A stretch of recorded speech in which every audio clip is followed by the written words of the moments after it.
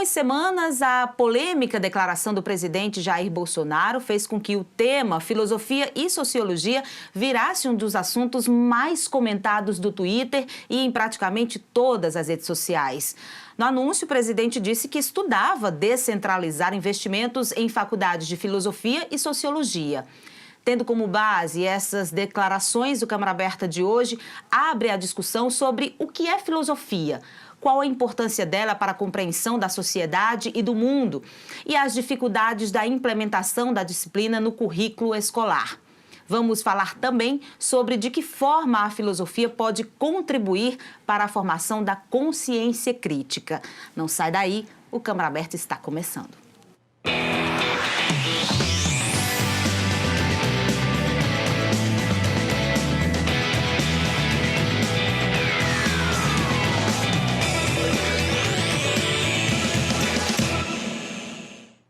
Aqui no estúdio, para conversar com a gente hoje, o professor de filosofia, Hugo Leonardo Cavalcante.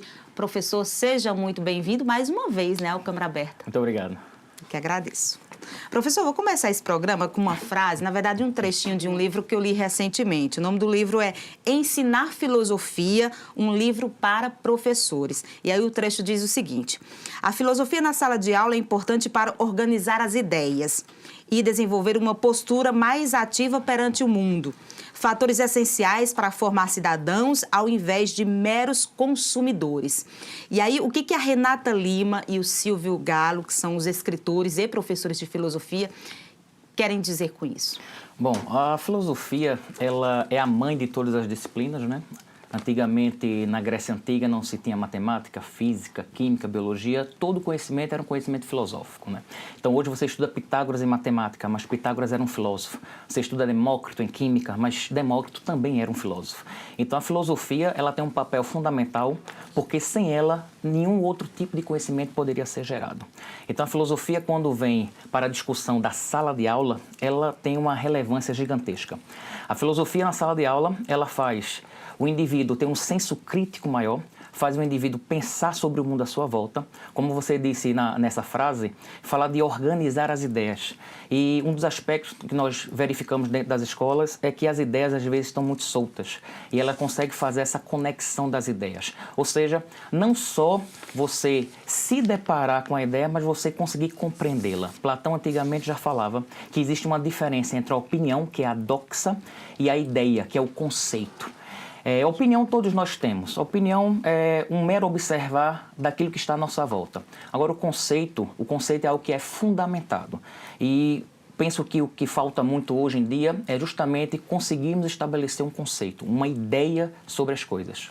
O senhor falou, então, aí que a filosofia ela se baseia no raciocínio, no questionamento, né? Aumenta a nossa capacidade de argumentar, também o nosso poder de argumentar. E aí, quais seriam os efeitos, então, da ausência de uma disciplina como a filosofia ainda no ensino médio?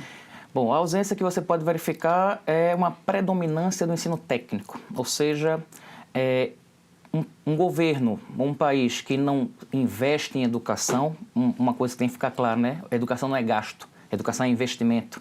Essa semana a Alemanha, por exemplo, liberou 160 bilhões de euros em investimento em educação. Então, educação não envolve apenas a escola, envolve a sociedade, envolve a família, envolve a mídia. Então, é um complexo muito maior do que a escola. E o que a gente verifica hoje é que as escolas, já há algum tempo, não só hoje, está sendo abandonada. Professores são mal remunerados, professores não são valorizados, principalmente na profissão que eles exercem, porque a partir dos professores é que nós teremos outros bons profissionais. Então, o investimento em educação, ele é bom para todo profissional, não apenas para o professor. Hoje, a disciplina de filosofia, aproveitando também a sociologia, que estão atreladas ali, elas estão na grade comum curricular? Sim, já há algum tempo, filosofia e sociologia, elas estão na grade comum, apesar de algumas tentativas de tentar tirá-las, né? Porque o conhecimento ele é perigoso para muitas pessoas, porque o conhecimento faz com que os indivíduos passem a ter um senso crítico mais aguçado. Então, eles estão na grade curricular, Houve algumas tentativas de colocar apenas português e matemática, né, como disciplinas obrigatórias, e as outras disciplinas seriam secundárias ou optativas. Então, ficaria a cargo das próprias escolas, instituições, terem ou não essa disciplina, mas ela é fundamental. E você percebe que mesmo outros professores de outras disciplinas percebem essa relevância. Sempre próximo à época do Enem, alunos vêm até a minha pessoa para pedir alguns conselhos filosóficos para a prova de redação. Então, o conteúdo, por exemplo, que se usa na prova de redação, ele é muito filosófico, né? A filosofia, ela dá embasamento para o mundo que nós vivemos, para compreender esse mundo que nós estamos inseridos. Então, ela torna-se necessário no sentido de que nós podemos passar a enxergar o mundo de uma maneira diferente a partir do conhecimento filosófico, né?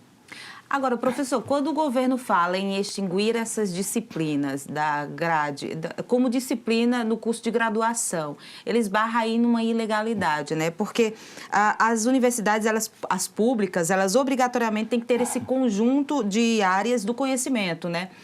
E acho que as particulares também, eu queria que o senhor me explicasse, inclusive, isso. Nesse caso, o que acontece? Assim, não deve ser uma decisão do governo federal extinguir essas disciplinas, né? Isso tem que ser uma decisão, caso ela viesse a ocorrer, da universidade, que tem essa independência. O governo, quando sinaliza a retirada de disciplinas específicas, isso não está na alçada dele, né?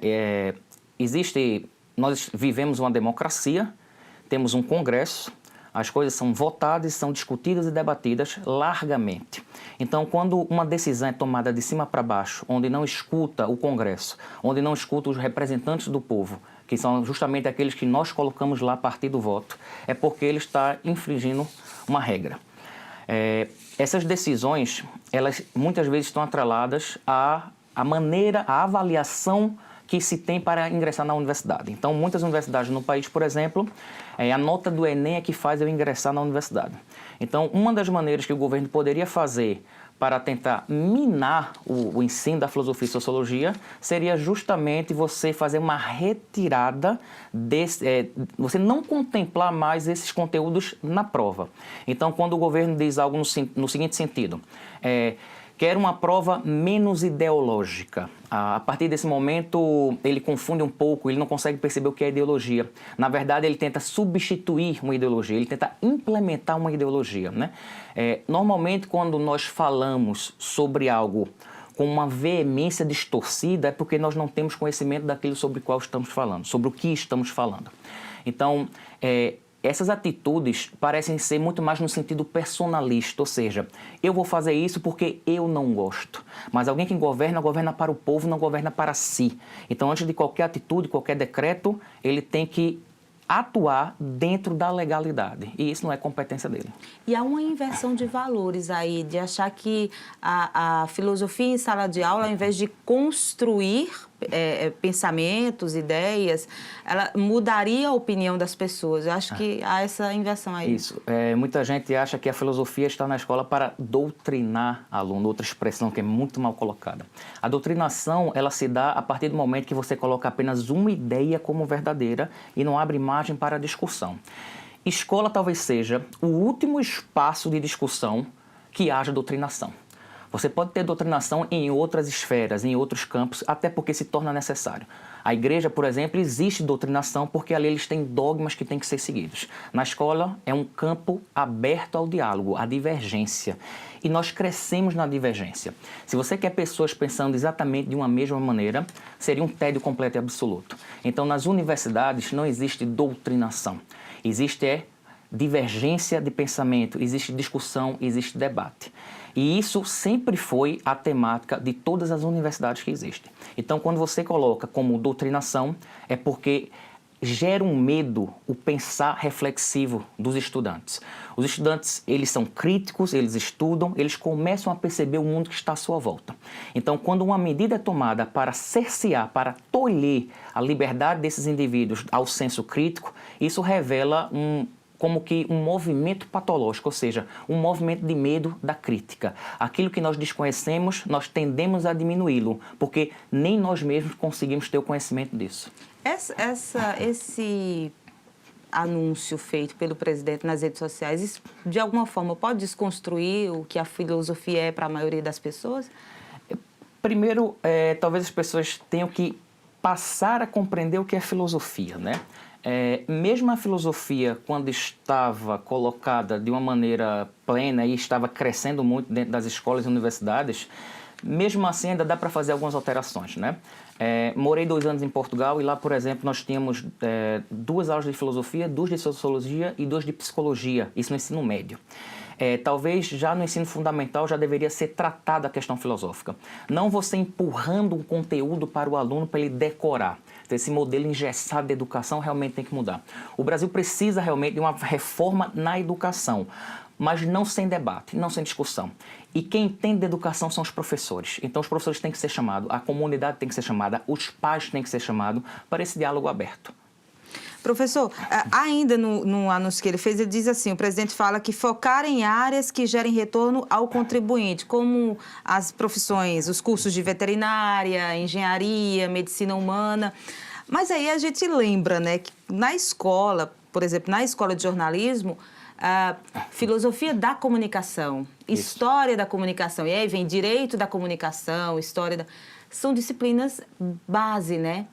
E quando ele diz extinguir essas disciplinas, seria só o curso de filosofia ou tirar a filosofia dos demais cursos? Pelo discurso dele, aparenta ser uma questão pessoal de tirar as disciplinas, mas também ele assim não pode fazê-lo. Então, o corte da educação, de uma maneira geral, ele parece ser como que uma retaliação pela impossibilidade de tirar apenas as disciplinas. As disciplinas de filosofia e sociologia, em qualquer grade curricular acadêmica, ela é obrigatória.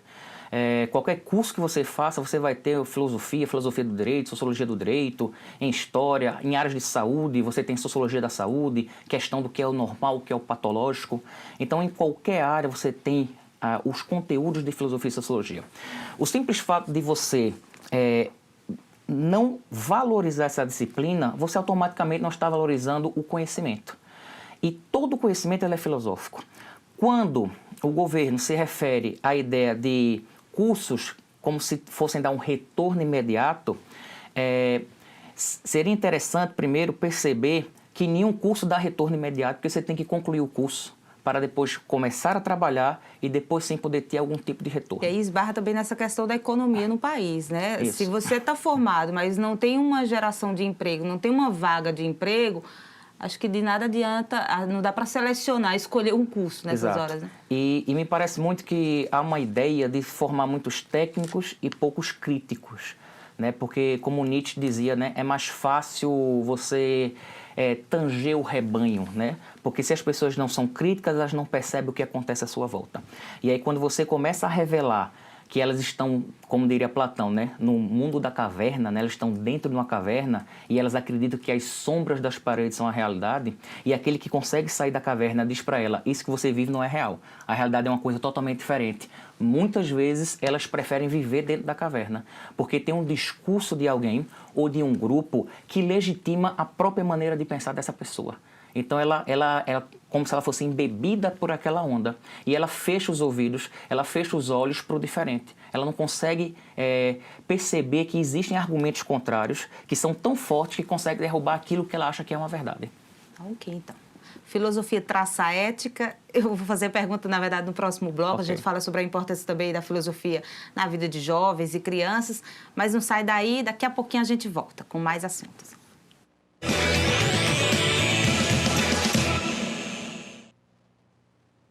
Leis curiosas pelo mundo. Você sabia que numa cidade do Canadá é proibido capturar peixe com as mãos? Tem também uma cidade na Inglaterra que não permite beijos nas estações de trem. E em Haifa, lá em Israel, você não pode levar de jeito nenhum um urso para a praia. Existem leis que você não conhece, mas as de João Pessoa você pode conhecer. Acesse o site da Câmara Municipal e veja todas as leis municipais e os projetos que estão em tramitação na Câmara. Transparência é cidadania e a gente leva isso a sério. Você fica constrangido quando encontra uma pessoa com deficiência? Então, está na hora de mudar. Deficiência não é doença e essas dicas são para você. Ao conversar com o cadeirante, procure sentar-se. Assim, vocês mantêm a mesma linha do olhar.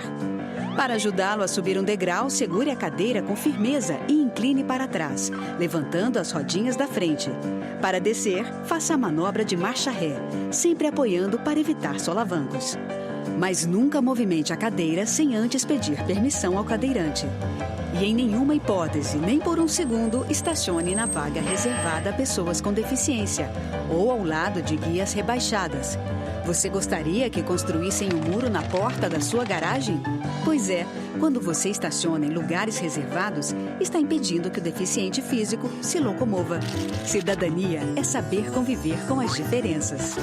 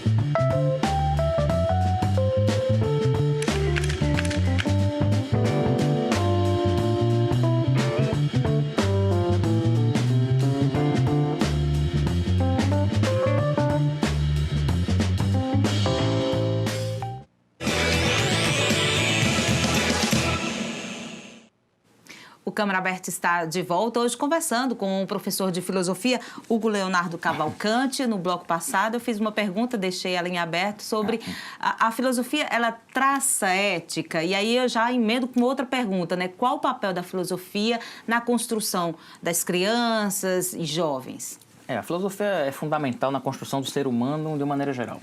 A ética é uma das temáticas mais abordadas dentro da filosofia. Nós temos filósofos que trataram da ética, desde Aristóteles, os filósofos helenistas, Spinoza, Kant. Então, todos esses filósofos trataram da questão ética e com visões diferentes.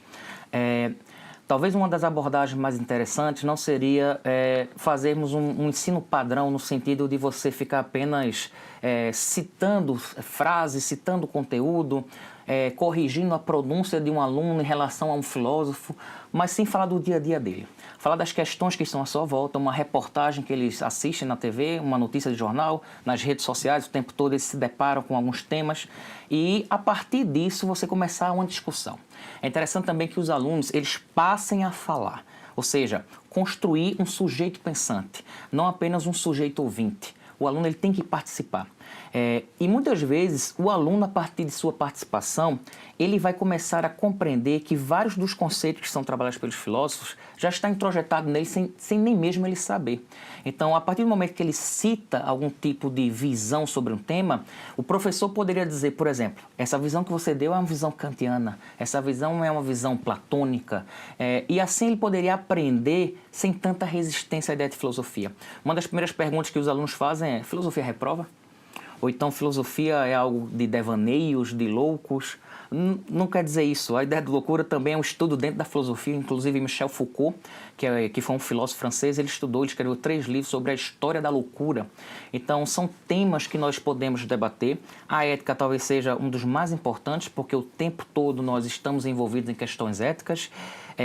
Por exemplo, você tem a questão da moral e da ética, e alguns filósofos colocam como pontos de partidas diferentes. Outros filósofos colocam moral e ética como uma mesma coisa. Então, o aluno se debruçar com assuntos que são do seu dia a dia elas são úteis para a vida dessas pessoas. Então, ela vai participar de uma aula e depois ela vai ver notícias da televisão e vai compreender de uma maneira mais abrangente. Ela vai poder dialogar com seus pais. Ou seja, o aluno ele tem que ser crítico, ele tem que deixar de ser... O adolescente, de uma maneira geral, tem que deixar de ser ouvinte e tem que passar a falar, a se expressar, se manifestar. A filosofia, ela hoje ainda é vista erroneamente, assim, como uma disciplina cansativa, né? A gente sabe, aí o senhor citou o porquê desses grandes, porque muitos professores, às vezes, trazem as citações desses grandes filósofos, e aí eu acho que a aula acaba se tornando um pouco cansativa e os alunos mais resistentes. Mas aí a gente está vendo hoje aí uma filosofia mais popular, não é isso, professor? E aí eu posso até citar alguns.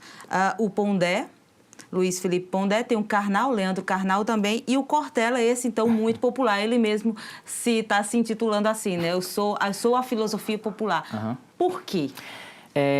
Eu penso que o papel desses pensadores, apesar de não ser numa mesma linha, né? O Pondé já tem um traço mais conservador, o Cortella já tem um traço mais progressista, mas a importância é ele falar a linguagem do povo. Então, quando o Cortella fala algo no sentido de ser filósofo popular, ele está falando para o povo, ou seja, ele está tirando o academicismo filosófico. E justamente por isso, esses autores, esses filósofos, esses professores que você citou, eles são muito criticados, porque eles saem da redoma que é a academia. A academia é cheia de regras, a universidade é cheia de regras, de métodos, e os trabalhos são exaustivos, são cansativos. E quando ele traz para o público, ele não pode trazer a mesma linguagem acadêmica. Se a pessoa observar, por exemplo, uma aula de doutorado na universidade e ver como um professor, como o Cortella, fala para o público, é totalmente diferente a linguagem. Até porque ele está lidando com um público diferente, ele não pode usar a mesma linguagem. O Pondé, por exemplo, ele é filósofo de formação, o Karnal ele é historiador. O Cortella ele é filósofo e é teólogo, e ele fez mestrado e doutorado em educação. E quem foi o orientador dele foi nada mais nada menos que Paulo Freire. Né? Então, assim, ele sabe usar a linguagem para o povo. Se você pega um desses professores dentro da universidade, ele não vai usar essa linguagem, porque o público é outro. Então, eles adaptam a linguagem deles a partir do público pelo qual eles estão falando. Então, eu acho que por isso o sucesso. Algumas pessoas criticam no sentido deles fazerem tipo um showman, eles são um showman da filosofia, mas o importante é que eles estão trazendo o pensamento reflexivo para a comunidade. E o interesse, né? O que é mais importante. Então, eu já vi muitas pessoas que nunca tiveram interesse algum em filosofia passarem a ter interesse justamente por causa desses pensadores. Então, eu acho que é fundamental o papel que eles têm. Os academicistas sempre vão brigar, mas esquecem que eles também são acadêmicos. Todos eles são doutores, doutor em História, doutor em Filosofia, doutor em Educação. Então, eles sabem o papel deles enquanto educadores, sabem o papel deles enquanto academicistas, mas eles não podem falar essa linguagem para o povo, porque assim o povo iria se distanciar cada vez mais da filosofia. Então, acho que eles têm um papel fundamental. A gente pode considerar a filosofia como um saber, mas não como uma reflexão sobre o saber? Ela é um saber e é uma reflexão. Sempre a filosofia vai ter que ter o aspecto racional.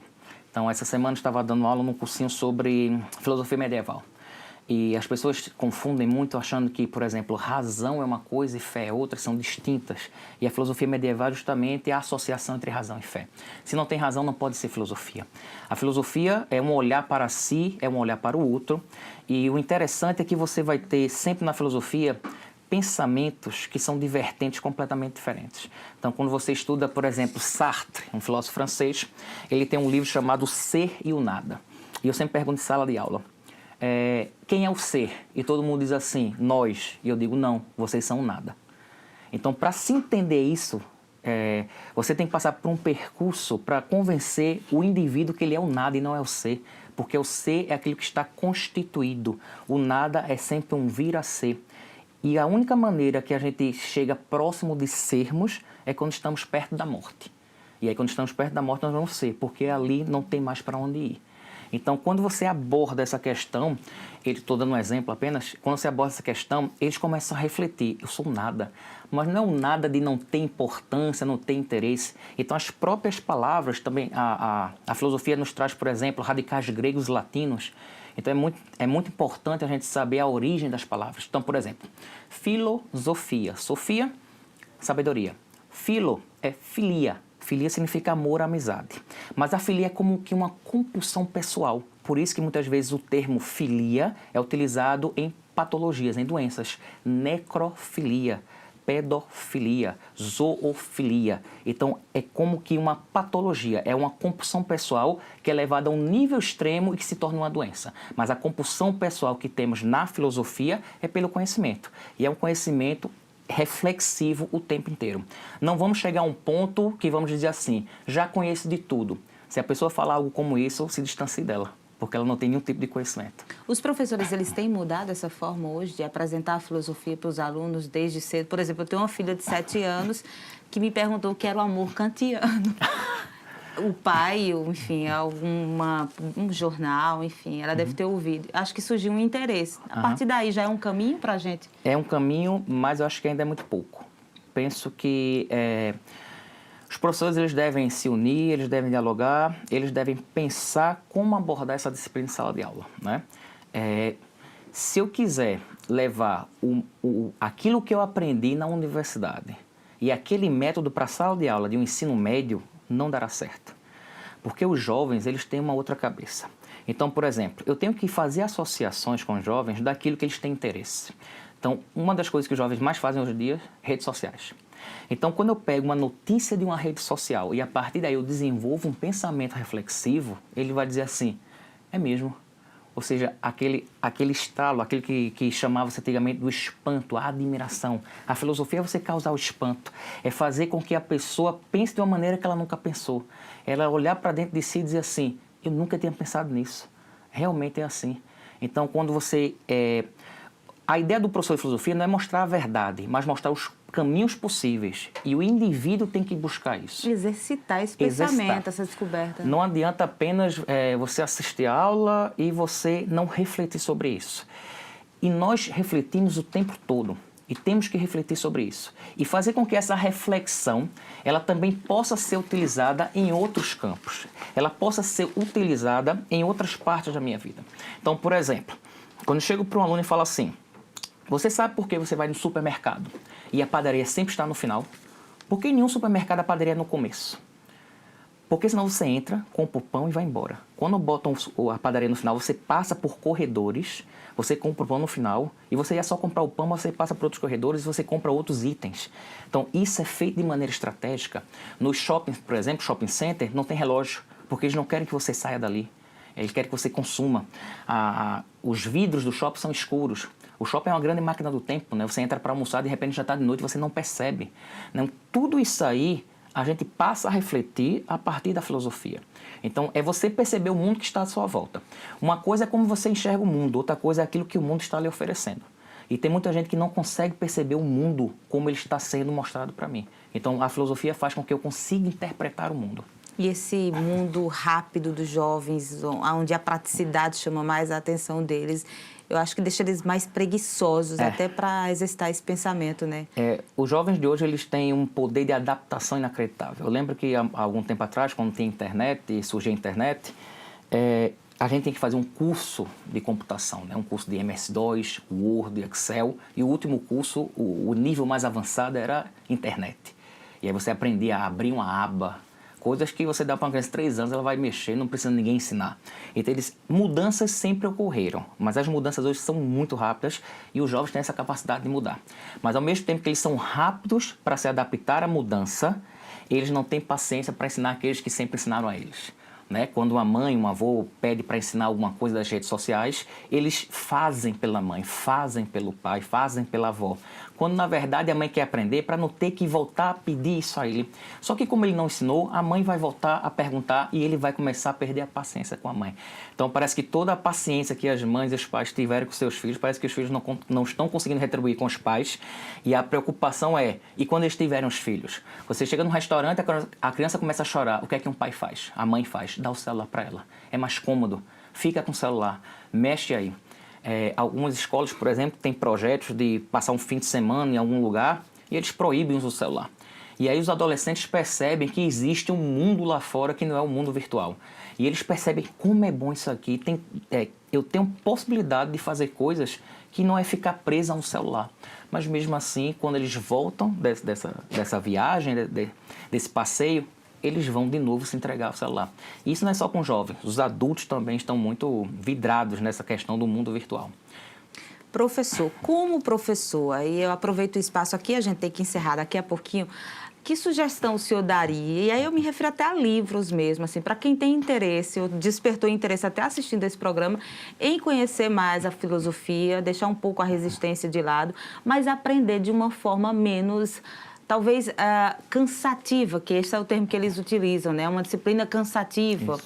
Mas qual seria o caminho, então, para entender a filosofia, para quem tem interesse, de forma mais leve, sem resistência? Bom, o ideal seria começar com os gregos, né, que é onde tudo começou. Só que a leitura da obra dos filósofos não é uma leitura simples, é uma leitura pesada. Então, começar, por exemplo, pela literatura já seria algo bom. Aqueles livros que a escola recomenda ou passa, o professor passa um livro de literatura, já cria-se uma resistência no sentido de ser obrigado a ler, ou seja, vale uma nota. E quando eu chego, por exemplo, na sala de aula, eu vejo alunos com livros, isso me anima. Me anima porque, independente da leitura que estão fazendo, eles estão lendo, né? Quando você lê, você abre sua mente, você exercita seu cérebro, você passa a ter um conhecimento da escrita também, você passa a ter um conhecimento da articulação de ideias. Então, é importante que leia. Tem que haver um cuidado muito grande com certos autores, principalmente na internet, né? Com as pessoas que falam na internet. Muitas pessoas pegam a câmera, falam o que quiser e aí se tornam pensadores, né? E estão muito longe disso, né? Você tem aí alguns youtubers que se dizem filósofos, que se dizem pensadores, não têm nenhum tipo de formação, deturpam completamente o pensamento filosófico e isso só faz prejudicar ainda mais. Então, a recomendação que eu faço é ler.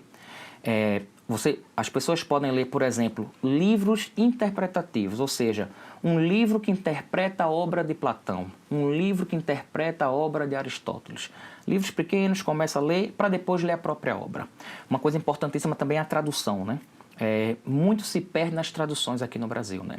Quando você pega, por exemplo, o livro de filosofia de Aristóteles, ele escreve em grego, a tradução normalmente é feita para o inglês e do inglês é feito para o português. Se perde muito com isso. Se perde muito já no inglês e para o português, então perde muita coisa. Então, assim, uma frase que tenha uma palavra diferente já perde todo o contexto.